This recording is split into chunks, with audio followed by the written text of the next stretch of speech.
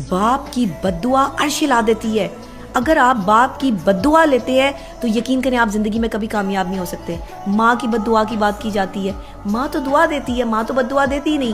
جو ماں بددعائیں دیتی ہے وہ تو ماں کے لانے کے حق میں ہی نہیں ہے، لائق ہی نہیں ہے. ماں تو کبھی بچے کے لیے جو ہے وہ بددعا نہیں کرتی. یہاں پر نا کبھی وقت ملے تو اپنے والدین کے نا چہروں کو دیکھیں، والدین کے چہروں کو دیکھیں. آپ کو اپنے والدین کے چہرے دیکھے ہوئے نہ جانے کتنا عرصہ گزر گیا ہوگا. ان کے چہروں پر یا تو آپ کو ندامت نظر آئے گی یا مایوسی نظر آئے گی، اور اس کے ذمہ دار آپ خود ہیں، ہم خود ہیں. اگر ہمارے والدین کے چہروں پر خوشی نہیں ہے تو اس کی ذمہ دار اولاد ہے. اگر والدین خوش نہیں ہیں تو ذمہ دار اولاد ہے، بیٹا ہے، بیٹی ہے. وہ بیٹے جو آج اپنی بیویوں کے پیچھے لگ کے اپنی ماؤں کو گھر سے نکال رہے ہیں یا ماؤں کی تذلیل کر رہے ہیں یا ان کے لیے اچھے بیٹے بن کے ان کو نہیں دکھا رہے ہیں، یہ بیٹے جواب دیں اللہ کے آگے. آپ کی نہ دنیا یہاں قبول ہوگی، نہ دنیا میں سکون پائیں گے، نہ آخرت جو ہے وہ آپ کی آسان ہوگی.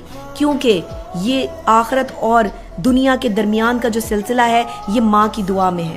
ماں تو تکلیف اٹھا کے بھی بچوں کی بدتمیزیاں سہ کے بھی دعائیں دیتی ہے، لیکن ماں کی خدمت کرنے سے خدمت یہ نہیں ہے کہ آپ نے ماں کو دوائی لا دی، آپ نے ماں کا پہ پیسہ خرچ کر دیا. خدمت یہ بھی ہے کہ ماں کی بات سنی، خدمت یہ بھی ہے کہ ماں کا چہرہ دیکھا، خدمت یہ بھی ہے کہ ماں کو خوشی دی. خدمت یہ بھی ہے کہ ماں باپ جب بڑھاپے کی عمر کو پہنچ جاتے ہیں تو جس طرح وہ بچپن میں آپ کی بات سنا کرتے تھے، جس طرح وہ بچپن میں آپ کے ساتھ ٹائم سپینڈ کیا کرتے تھے، آپ بھی انہیں اسی طرح وقت دیں، ان کی بات سنیں.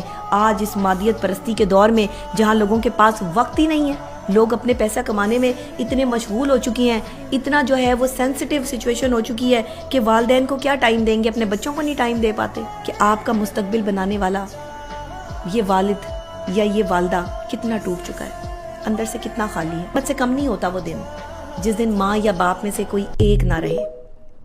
جب تک ماں باپ ہوتے ہیں بہاریں تب تک ہی ہوتی ہیں، ماں باپ کے بعد کوئی بہاریں نہیں ہیں. ماں چلی جائے دنیا سے یا باپ چلا جائے تو آپ لاوارث ہو جاتے ہیں، آپ لاوارث کہلاتے ہیں. اللہ پاک ہم سب کے سروں پر ہمارے والدین کا سایہ سلامت رکھے.